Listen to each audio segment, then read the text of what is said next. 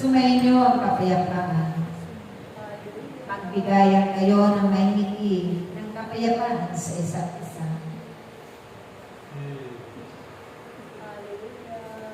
Ay isang tanda, aking mga anak. Ang mga itinyan na kayo'y may kapayapaan. Pagamat o minsan dumaranas ng mga pagsubok at suliranin. Unay nadaraan ito sa inyong mga buhay.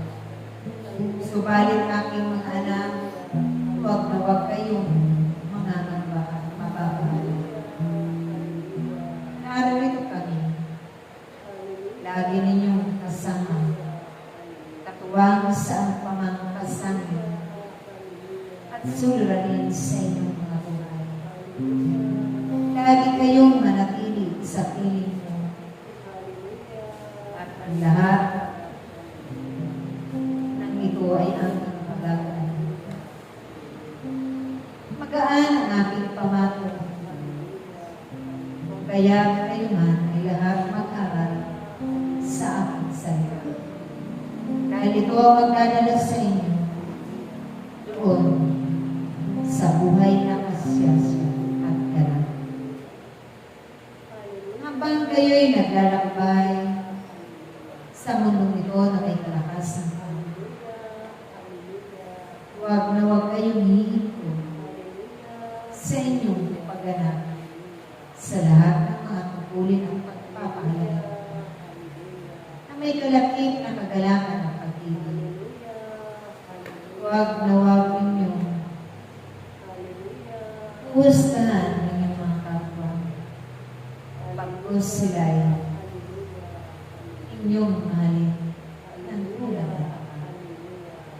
Maging ang inyong mga kaaway at pusit sa inyo.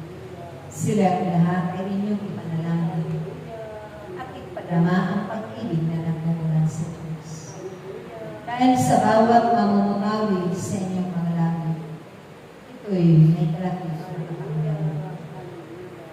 Hindi magaganap ang mga bagay na masasama kung kayo'y lahat natutulungan. Hindi mararanasan nararanasan ng mundo ito ang kaguluhan. Kung lahat ay nag-iibig,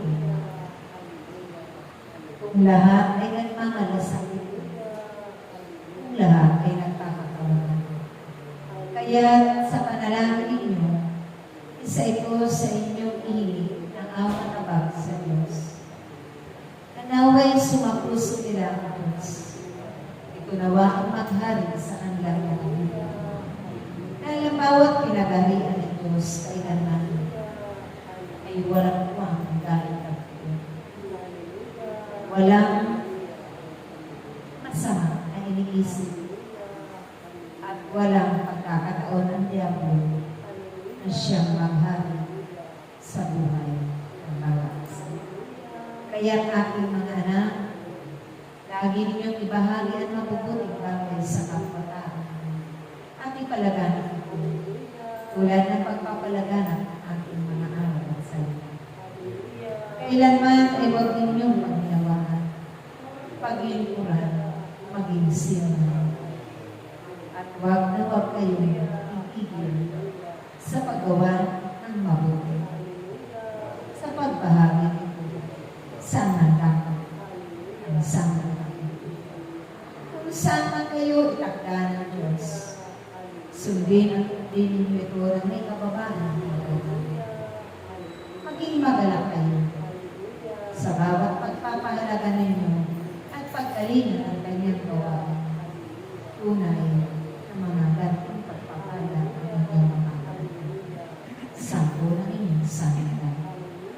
Kaya nangarin ninyo ang kayamanan ito ang siyang makamit din at manahin ang inyong mga hanggan upang sila ay tunay na makapagwinyo ng makapatumanan at makapagod sa kapatid upang hindi makapit ang biyaya ng Diyos at kanyang.